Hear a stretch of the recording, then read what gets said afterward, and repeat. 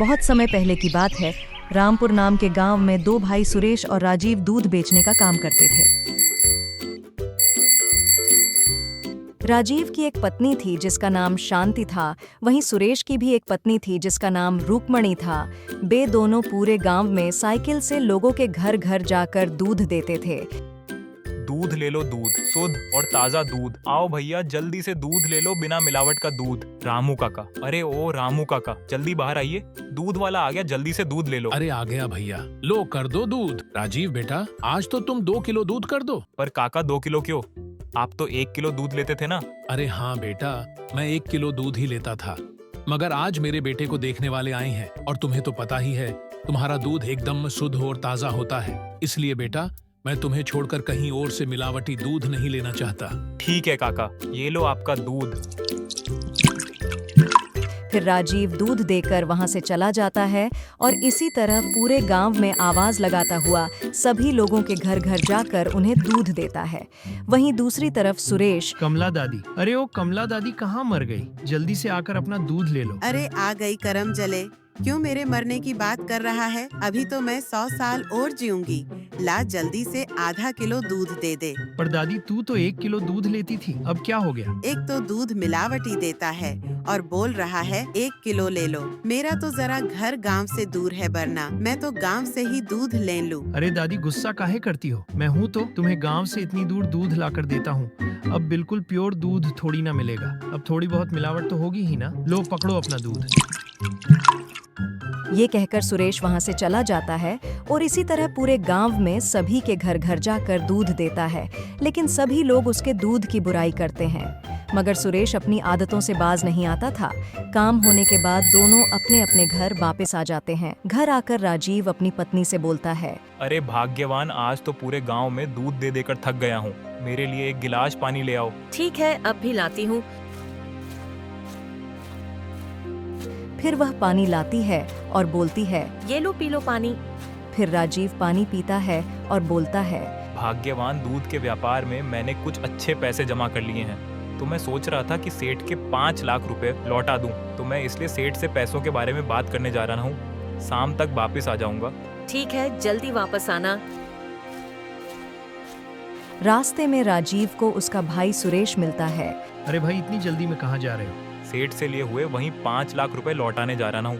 ठीक है भाई, चलता हूँ, जरा जल्दी में हूँ, बाद में बात करते हैं।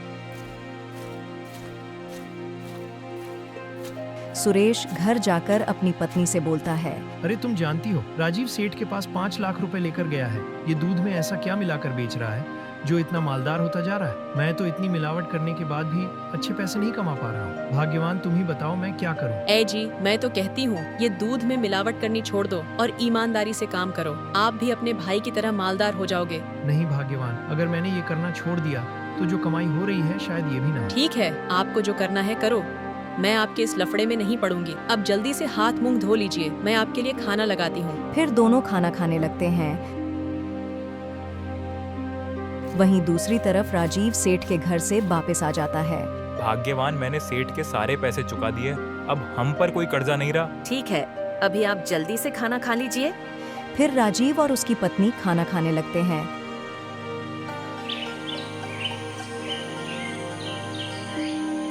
रात हो जाती है और दोनों सो जाते हैं।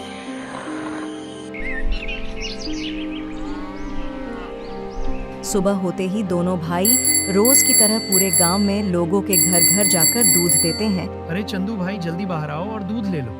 अरे भाई, आज मैं तुमसे दूध नहीं लूंगा। पर भाई क्यों? कल तुमने जो दूध मुझे दिया था, ना तो उसकी चाय बन पाई और न ही वह किसी अन्य चीज में काम आया। वो पूरा दूध ही मिलावटी और खराब था। आज से मैं तुमसे दूध बंद करके राजीव भाई से लेना शुरू कर रहा हूँ, क्योंकि वो एकदम शुद्ध और बिना मिलावट का ताजा दूध देते हैं। पूरे गांव में उनकी तारीफ सुनी है। तुम्हारा तो भाई है राजीव, कुछ सीखो उससे कि व्यापार कैसे किया जाता है। ठीक है, ज्यादा बकवास मत करो। गांव में तुम अकेले ही थोड़ी हो, तुम नहीं लोगे तो क्या पूरा गांव ही नहीं लेगा? सुरेश ये कहकर वहां से चला जाता है और दूसरे लोगों के घर जाता है। अरे भाई, तुम रहने दो, तुमसे ये व्यापार नहीं होगा। कल क्या घटिया दूध दिया था तुमने। दूध के नाम पर बिल्कुल पानी, लोगों को उल्लू बनाते हो। पूरे गांव में कहीं और से दूध ले लूंगा, लेकिन तुमसे नहीं। और मेरी पत्नी बता रही थी कि गांव में राजीव नाम का कोई दूधिया है। जो बिना मिलावट का एकदम शुद्ध दूध बेचता है, तो सोच रहा हूँ कि कल से उसी से दूध लूंगा। ठीक है, ले लेना, किसी से भी मुझे क्या, जा रहा हूँ और कभी नहीं आऊंगा तुम्हें दूध देने। ठीक है, मत आना। सुरेश गुस्सा होकर वहां से चला जाता है और पूरे गांव वो जहां भी जाता है उसे यही सुनने को मिलता है। अंत में सुरेश पूरी तरह दुखी होकर घर वापस लौट आता है। घर आकर उसकी पत्नी बोलती है, ए जी, क्या हुआ, आज इतनी जल्दी घर वापस क्यों आ गए?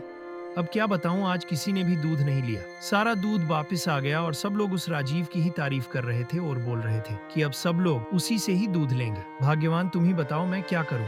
मैं तो पहले ही बोल रही थी कि ये दूध में मिलावट करनी छोड़ दो, लेकिन तुम माने ही नहीं। लो, अब भुगतो।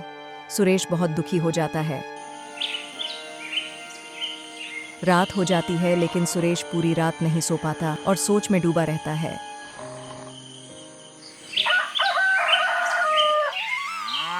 सुबह होती है और राजीव अपनी पत्नी से बोलता है, शांति, मैं कुछ सामान लेने बाजार जा रहा हूँ, कुछ समय बाद वापस आ जाऊंगा।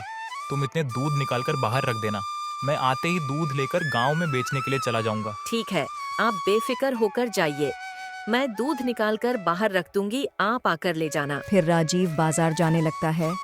शांति गाय से दूध निकाल कर बाहर रखकर चली जाती है। तभी उसके बाद वहां पर सुरेश आता है और दूध में कुछ डालकर वहां से चला जाता है और फिर अपनी दूध की साइकिल लेकर गांव में दूध बेचने चला जाता है। और जब राजीव अपने घर वापस आता है तो वह देखता कि उसकी पत्नी ने दूध निकाल कर रख दिया है। वह दूध लेकर गांव में बेचने के लिए चला जाता है। दूध ले लो, दूध शुद्ध और ताज़ा दूध। आओ भैया, जल्दी से दूध ले लो, बिना मिलावट का दूध। रामू काका, अरे ओ रामू काका, जल्दी बाहर आओ और दूध ले लो। अरे आ गया बेटा, तुम आज इतनी देर से क्यों आए हो बेटा? अरे काका, वो कुछ काम आ गया था। चलो कोई बात नहीं, लाओ जल्दी से दूध दे दो। फिर राजीव काका को दूध देकर वहां से चला जाता है और गांव में सभी लोगों को जल्दी से दूध देकर घर वापस आ जाता है।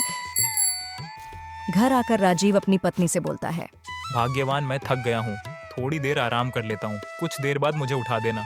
ठीक है, आप सो जाइए।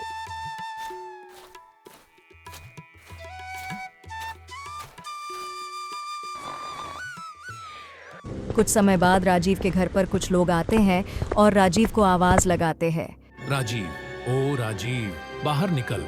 अरे भाई, क्या हुआ? सोने भी नहीं दे रहे हो। हमारे बच्चों की जान लेकर यहाँ खुद आराम से सो रहा। ये आप लोग क्या बोल रहे हो? मेरी तो कुछ समझ नहीं आ रहा। हमारे साथ पंचायत चल, तुझे सब कुछ समझ आ जाएगा। फिर बे लोग राजीव को पंचायत में ले जाते हैं। उन लोगों के साथ सुरेश भी वहां पर आ जाता है। गांव का सरपंच बोलता है, राजीव, जो ये बोल रहे हैं क्या वो सच है? क्या वाकई में तुमने इन लोगों को दूध में जहर मिलाकर दिया था जिससे इनके बच्चे अपनी जान खो बैठे? सरपंच जी, मुझे तो कुछ समझ नहीं आ रहा, इनके बच्चों की जान कैसे चली गई? मैंने तो ऐसा कुछ भी नहीं किया। अगर तुम्हारे पास कोई सबूत हो तो बताओ, अन्यथा तुम्हें सजा दी जाएगी।